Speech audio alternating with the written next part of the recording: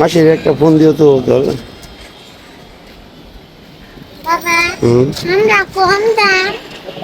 আমরা এখন আরেক জায়গায় যাবো, এখন আরেক জায়গায়, এই জায়গা তো বেড়াইলে আমি আরেক জায়গায় বেড়াবো।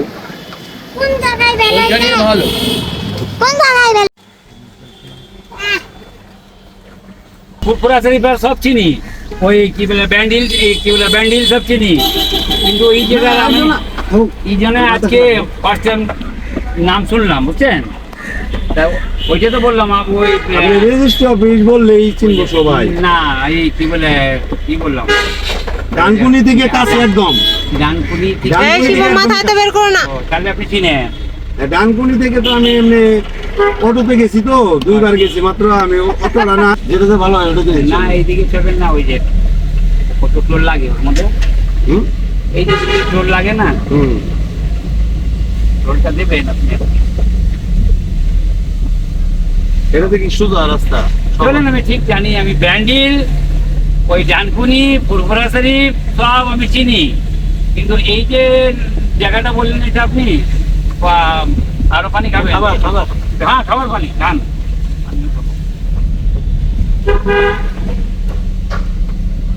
আগে ভেবে বলছো বাবু, বাচ্চাকে পিছনে যেতে, বাচ্চা দমদম দিকে একটা অটো নিয়ে আসা যায় ডানকুনি থেকে, হ্যাঁ শেষ করা লাগে না। হ্যাঁ, এক ট্রেনে আসা যায়। তখন আমার টাকা কমই লাগবে, মাত্র হ্যাঁ, ট্রেনে 20 টাকা ভাড়া। আরে হ্যাঁ, ট্রেনে কি কত লাগে না।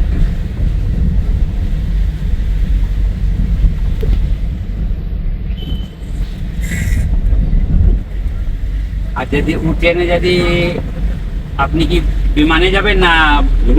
বিমানে যাবেন তো একদম ডাইরেক্ট এয়ারপোর্টে চলে যাবেন, ওই দমদম, বুঝছেন না? দমদম করে ওই জায়গা, ওই শিয়ালদার আগেই তো দমদম। না না, শিয়ালদার অনেক পিছনে, ওইখানে একটু অটো রিক্সা পড়বে, এই তো দুজন তো সিএনজি রিজার্ভ করে নেবেন, ওইকে 8 কিলোমিটার দমদম থেকে এয়ারপোর্ট, মানে এখানে আসছে লোকটা এখানে।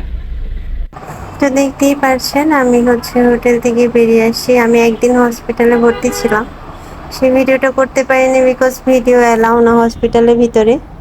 আর যেহেতু ক্যাবিন নিয়ে আমরা ছিলাম, তাই শিবমের বাবু দুজনেই আমার সাথেই ছিল, তাই বাইরের তেমন ভিডিও করতে পারিনি।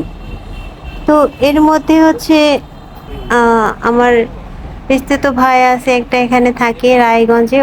ওর ছেলে আমার ভাতিজা আমাকে দেখে গেছে, তখন আমি মানে হসপিটালে ভর্তি, আমাকে এসে দেখে গেছে, কিন্তু ওইগুলো আমি কোনো কিছু ভিডিও দিতে পারিনি।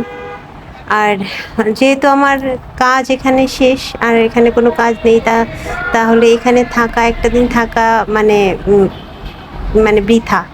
তো আজকে আমরা চলে যাচ্ছি জনাইতে, যে এর আগে ভিডিওতে আমি ওই দিদির কথা অনেকবার বলেছি। ওই দিদি আমার হাজব্যান্ডের বোনের ননদ, মানে আমার ননদের ননদ। তো মনে হয় না যে আমার ননদের ননদ, মনে হয় যে আমার বড় বোন, একদম আপন বড় দিদি থাকলে যেমন ঠিক তেমন মনে হয়। কারণ মানুষের হয় না যে সবসময় পাশে থাকতে হয় না, এমন কিছু সম্পর্ক থাকে যে সবসময় পাশে থাকতে হয় না, কাছে থাকতে হয় না, তারপরেও ভালোবাসা তার প্রতি থাকে। তো এই দিদির সাথে আমার তেমনই একটা সম্পর্ক। ইনি থাকে ইন্ডিয়াতে, আমি বাংলাদেশে থাকি, কিন্তু ফোনে কথা হয়। আর মনির বাবুর জন্য অনেক করেছে, এর আগেও মনির বাবু ইন্ডিয়াতে এসেছে 2বার ডাক্তার দেখাতে। তো ডক্টরের যত খোঁজ খবর সব কিছু, ওটাতে আমাদের কোনো প্রবলেম হয়নি, ওটা দিদিরাই সব নিয়ে দিয়েছিল। আর মনির বাবুকে নিজে নিয়ে গিয়ে ডক্টর দেখিয়ে ওষুধপত্র কিনে দিয়েছিল। উনিও বেশ অসুস্থ হয়ে পড়েছিলেন একটা সময়। তো এই দিদির দাদার উৎসাহতেই আমি ওকে অনেক করে মানে বলি যে তাহলে যাও, ইন্ডিয়াতে যাও, চিকিৎসা করে আসো।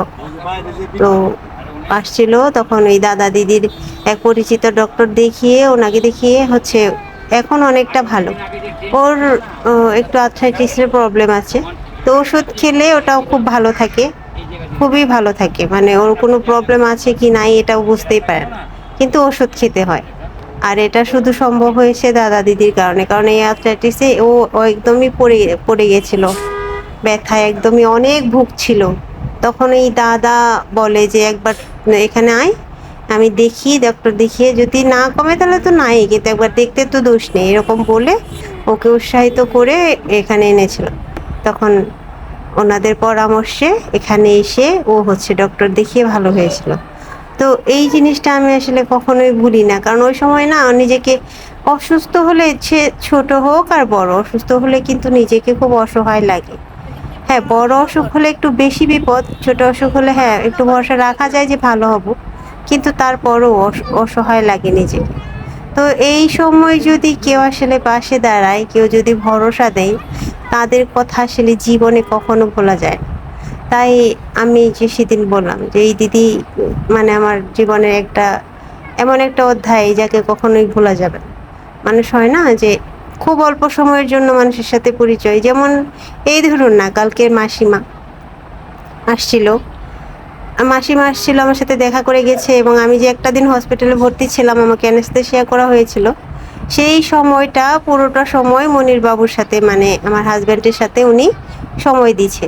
উনি পুজো করে, তারপর পুজোর ফুল আমার মাথায় এনে ঠেকালো, তারপর মনির বাবুর মাথায় ঠেকালো, তারপর আমাদের অনেক বর্ষা দিল। এটা কোনো ব্যাপার না, মানে অ্যানেস্থেসিয়া দিবে সবারই ভয় লাগে, মানে জানি না সবার ভয় লাগে কিনা, আমার তো অনেক ভয় লাগছিল, সেজন্য আমি অনেক ভয় পাচ্ছিলাম। তো মাসিমা অনেক সাহস দিছে এবং মনির বাবুর সাথেও ছিল অনেকক্ষণ, যতক্ষণ আমার জ্ঞান না ফিরছে ততক্ষণ সাথেই ছিল এবং ওকে সাহস জুগিয়ে গেছে। তো এই ধরুন, এই যে অল্প সময়ের, অল্প ওর একদমই ছোট্ট একটা সময়ের পরিচয়, কিন্তু এটা কিন্তু ভোলার মতো না। আমি পারবো না, অনেকে পারতে পারে, হয়তো ভুলে যেতে পারে, বাট আমি পারবো না। মাসিমার ওই দিন আসা, কালকে সারাক্ষণ আমাদের পাশে থাকা, এটা আসলে ভোলা যাবে না। আর এগুলো আমি বলে দিচ্ছি কারণ এগুলো আমি ভিডিও করতে পারিনি। তারপর ওই যে আমি বললাম যে আমার পিস্তুত ভাইয়ের ছেলে আসছিল, বিক্রম ভৌমিক, ও অনেক দূর থেকে এসেছিল কলকাতাতে, সারাটা রাত লাগে যেতে, 12 ঘন্টা। তো আমাদের সাথে দেখা টাকা করে বিকেলে ও 8টার সময় গাড়িতে উঠেছে, রাত বললো। আর আজকে সকাল 8টায় ফোন দিয়েছিল যে হ্যাঁ পিসিমণি আমি এসে পৌঁছেছি। তারপর দাদার সাথে সবার সাথে কথা বললাম, সবাই আমাকে জিজ্ঞেস করলো এখন কেমন আছিস, তো আমি বললাম যে হ্যাঁ ভালো আছি, আর আজকে আমি তো দিদিদের বাসাতে যাচ্ছি, সবাইকে বললাম। তো বললো যে তোর শরীরও ভালো না, মানে আমার দাদা বললো শরীরও ভালো না, না হলে আসতে বলতাম, কলকাতা থেকে রায়গঞ্জ যেতে 12 ঘন্টা লাগে, এতটা জার্নি আসলে নিতে পারবো না, এখানে যাচ্ছি। সেতেই আমার মানে আমি প্রথমে সাহস করছিলাম না, আমি ভাবছিলাম যে যাব না, কিন্তু ভাবলাম যে এখানে হোটেলে পড়ে থাকার থেকে দিদির কাছে যদি যেয়ে থাকি। দিদি ফোনে করে বলছিল তুমি আমার কাছে আসো, নিজেদের মানুষের কাছে থাকলে শরীরটা আরও তাড়াতাড়ি ভালো হয়ে যায়, তো সেই ক্ষেত্রেই যাওয়া আর কি। একটু কষ্ট হলেও যদি 2 দিন ওখানে থেকে আর একটু ভালো হই, তাহলে বাংলাদেশে ফিরতেও তো আমার মানে তখন একটু শরীরটা ভালো হলে ভালো লাগবে। আর এখানে মনিরবাবুর ডক্টর দেখানো আছে, চেক আপ আছে, তো ওখানে আর সময় না নষ্ট করে তাই এখানে চলে আসলাম। তো এখানে গিয়ে হচ্ছে মনিরবাবুর একদিনের ডক্টর দেখানো আছে। তো আজকে যদি ভালোই গিয়ে পৌঁছতে পারি দিদির ওখানে, তাহলে কালকে হয়তো মনিরবাবুর ডক্টরটা দেখাতে যাবে হয়তো, আর আমিও সাথে যাব ভেবেছি। আমি জানি না ভাগ্যে হবে কিনা, তবে ভেবেছি, কারণ ওই ডক্টর বাবুকে দেখাতে যেতেই পথে আমরা যেদিকে যাচ্ছি এদিকেই পথে হচ্ছে বড় মায়ের মন্দির, মানে দক্ষিণেশ্বর মন্দির পড়ে। তো এসছি ভারতে, মানে ইন্ডিয়াতে, আর আসি না আসি কখনো, বাসা হয় কি না হয়, তো দেখে যাই, আমার ইচ্ছা। আমি অসুস্থ একটু, তবুও ইচ্ছা যে আমি একটু দেখে যাব, কারণ আমার এটা মনে আশা করেই এসেছিলাম আসার সময়, যে আশাটা যদি পূরণ হয় ভালো লাগবে। এই জন্য ওনাকে বলেছি যে যখন তুমি ডক্টর দেখাতে যাবা তাহলে আমাকে তোমার সাথে একটু নিয়ে যেও। তো বললো ঠিক আছে দেখা যাবে। তো এটা ধারণা করে যাচ্ছি, আর কাল দেখি যদি উনি যায়, যদি শরীর ভালো লাগে তাহলে আমিও বের হয়ে ওদিকে একটু দক্ষিণেশ্বর দিয়ে ঘুরে আসবো। আমাকে অনেকেই কমেন্টেও বলেছেন দক্ষিণেশ্বর দেখবেন। আর এখানে আমি যখন পার হয়ে যাচ্ছি তখন ড্রাইভার আঙ্কেল বলছিল যে এদিকে দক্ষিণেশ্বরের মন্দিরের মুকুটটা, চূড়োটা দেখা যায়। শুধু মন্দিরের চূড়োটা দেখা যায়, গঙ্গা মাকে দর্শন করা যায় এখান থেকে। তো ভাবছিলাম যাক ভালোই হলো, এর গল্প করতে করতে গঙ্গা মায়ের দর্শন হয়ে গেল। এই নিয়ে কথা বলছিলাম গাড়িতে বসে বসে ওনাদের সাথে। তো তখনই উনি আর কি বললো যে এখান থেকেই যেতেই তোমার ওই মন্দিরটা পড়বে। আর এই পাশে রাস্তাটা খুবই সুন্দর। এটা এটা এটা কোন দিকে জানি না, এটা হচ্ছে কি নাম সেটা জানি না, কিন্তু এটা হচ্ছে দক্ষিণেশ্বর মন্দিরের পাশে ওই গঙ্গার উপরে যে ব্রিজটা, ওটা, এটার নাম কি সেটা আমি ভালো জানি না। তবে এই রাস্তাটা খুব সুন্দর, একদম পরিষ্কার পরিচ্ছন্ন। আর ওই যে দূরে দেখা যাচ্ছে বড় মায়ের মন্দিরের চূড়ো, আপনারা নিশ্চয়ই দেখতে পাচ্ছেন। আমি আশা করি কালকের ভিডিওতে আপনাদের আরো ভালো করে দেখাতে পারবো, যদি আমি যেতে পারি। কাল বা পরশু যেদিনই আমি যাই, গিয়ে সেদিন আমি আশা করি দেখাতে পারবো ভালো করে। তো এই যে দেখতেই পাচ্ছেন আমি হচ্ছে মন্দিরের পাশ দিয়ে যাচ্ছি। মনটা খুবই চাচ্ছে যে ওখানে ছুটে যাই, কিন্তু এখন সম্ভব না, কারণ এই গাড়ি যা মানে ওনাকে বলে আসা হয়নি ওভাবে যে ঘুরিয়ে নিয়ে দেখাবে। তবে বের হবো অবশ্যই। আর গঙ্গা মায়ের দর্শন হলো, এটাও অনেক কিছু। আর বের হবো অবশ্যই, আমি দেখে যাব। আমার খুবই প্রবল ইচ্ছা, খুবই প্রবল ইচ্ছা। এখন মা যদি কৃপা করে অবশ্যই আমি বের হব এবং দেখে যাব। আর দিদিও বারবার এটাই বলছিল যে তুমি এই ইন্ডিয়াতে আসছো, আমাকে না দেখে চলে যাবা, এদিকে না এসে চলে যাবা, এটা কি হয়, এরকম বলছিল। তো সত্যি সত্যি আসা হলো। ভেবেছিলাম হয়তো রাস্তায় আরো বেশি খারাপ লাগবে, কারণ মাথা ভারীটা এখনো কাটেনি, আমার মাথাটা অনেক ভারী ভারী। আর কেমন যেন একটা মানে শরীর ভারী ভারী ভাবটা এখনো কাটেনি। তারপরেও সাহস করে বেরিয়েছি। আর রাস্তায় একটু একটু বৃষ্টি হচ্ছিল, ভালোই লাগছিল। গাড়িতে বৃষ্টির ওয়েদারে ভালোই লাগে। রোদ গরম থাকলে একটু খারাপ লাগে, কিন্তু বৃষ্টি বৃষ্টি থাকলে সেটা ভালোই লাগে। তো উনি বলছিলেন যে আমরা প্রায় এসে গেছি, আর বেশি দেরি নেই। তো চলুন, যেতে যেতে ওরাও গল্প করছে অনেক, যেতে যেতে দেখা যাক।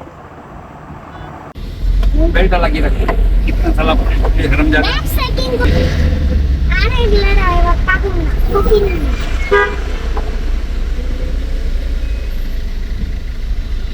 बैक सेटिंग को तीन गो তুমি লিখা ছিল গো যাও। তো এটা হচ্ছে আমরা যাচ্ছি ডানকুনির দিকে। এই রাস্তাটা অনেক সুন্দর, অনেক পরিষ্কার, একদম নিট অ্যান্ড ক্লিন। তারপর হচ্ছে এখানে একটা টোল গেট ছিল, টোল নিল যেখানে, এখানে 300 টাকা টোল দিতে হলো। ড্রাইভার বললো এটা নাকি আমাদেরই দিতে হবে, যাই হোক দিয়ে দিচ্ছি আমরা। আর এত কিছু তো জানা নেই, কত টাকা টোল কেমনে কি, তো বললো 300 টাকা, দিয়ে দিলাম। আর দেখতেই পাচ্ছেন রাস্তার মাঝখান দিয়ে কি সুন্দর ফুল গাছ। এগুলো অবশ্য আমাদের বাংলাদেশেও আছে, বড় রাস্তা, এরকম রাস্তা, সুন্দর সুন্দর রাস্তা আছে। কিন্তু কলকাতার ব্যস্ত শহরের থেকে এই সাইডটা আর কি নিরিবিলি এবং সুন্দর, ভালো লাগতেছে আর কি দেখে। একটু স্নিগ্ধ স্নিগ্ধ লাগতেছে। আর বৃষ্টি হয়েছে, তো বৃষ্টির পরে একটু পরিবেশটা এমনি একটু স্নিগ্ধ লাগে। তো যেতে যেতে ড্রাইভার কাকু আমাদের অনেক কিছুই মানে বলছিল, এই রাস্তা সম্বন্ধে গল্প বলছিল। তারপর বললো যে এইদিকে মুম্বাই চলে গেছে রাস্তা, সেটা বললো। আর এটা আমরা দিল্লি রাস্তা ধরে যাচ্ছি ডানকুনি, সেটা বললো আর কি। ওদিকে যে রাস্তাটা গিয়েছে দেখতে পেলেন, ওটা নাকি মুম্বাই দিকে চলে গেছে।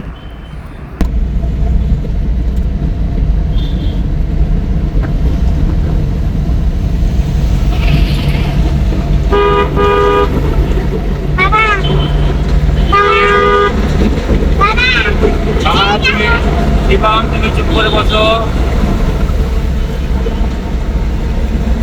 ভয় লাগছে, এত বড় বড় গাড়ি দেখছো না।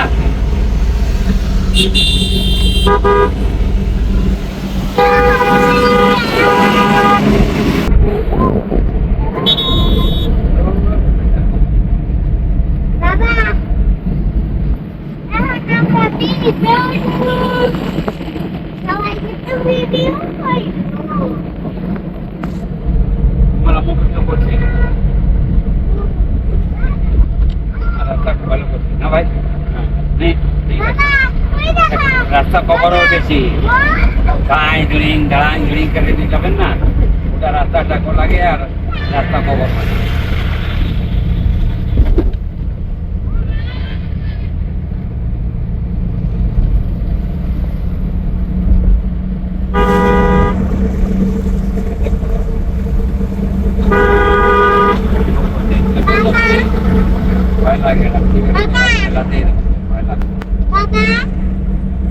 তুমি চাপিয়ে দে বলো আর কত দূর? এই যেটা বলো বাম বুঝছেন কাওয়ারিয়া কাওয়ারিয়া এটা পার্টি না না কাওয়ারিয়া আমাদের বাবা, বাবা, করে দিয়েছে রে ভাই বাবা, হ্যাঁ কত দূর? এইটাই সে বলছি এই বল।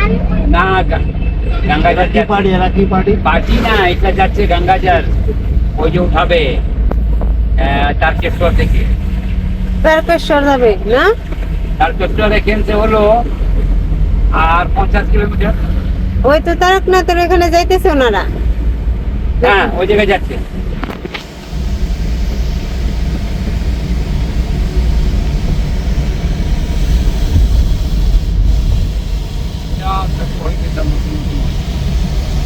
প্রায় চান্ডিতলা 6 কিলোমিটার চান্ডিতলা বলে জায়গা বাবা, আর কই?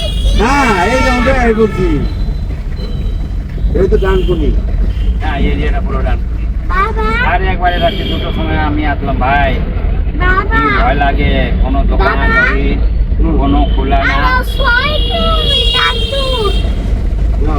না বাবা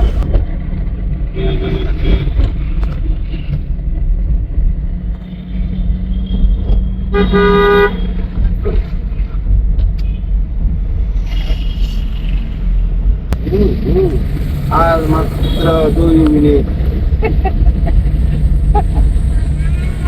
এবং এই যে চলে আসলাম না এই যে গ্রামের সাইডে এই যে রাস্তা দেখছো কত চেপা চেপা ভালো লাগে পরিবেশটা একদম পরিবেশটা খুব ভালো এখানে কলিকাতা বৃষ্টি নামলো গরমে গেছে এই জায়গা পুরো ফ্রেশ বাতাস ফ্রেশ কোনো ধোঁয়া না পলিউশন না কিছু নাই উন্নত লাগাতো এটা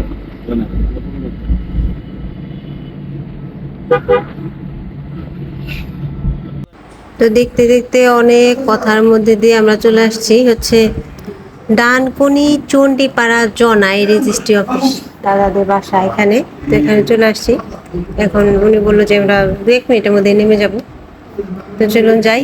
আর ভিডিও ভালো লাগলে অবশ্যই কমেন্টে বলবেন এবং লাইক দিয়ে পাশে থাকবেন। যারা এখনো সাবস্ক্রাইব করেনি প্লিজ আমার চ্যানেলটাকে সাবস্ক্রাইব করে দেবেন।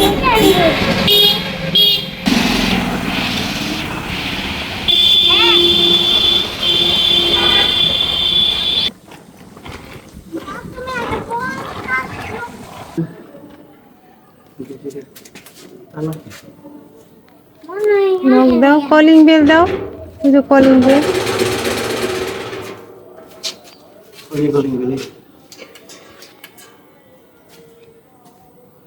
এই যে এসে পড়ছি দিদিদের বাসায়।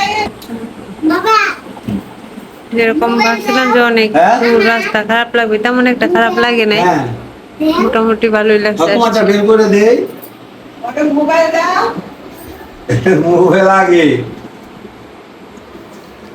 শিবম যে গেঞ্জি পরে আছে ওটা পরে কাপড় তারপরে 12টা এরকম কোনোই নাই, খালি রান্না হয়েছে ওইভাবেই, হোটেলে যেভাবে আসলাম ওইভাবে।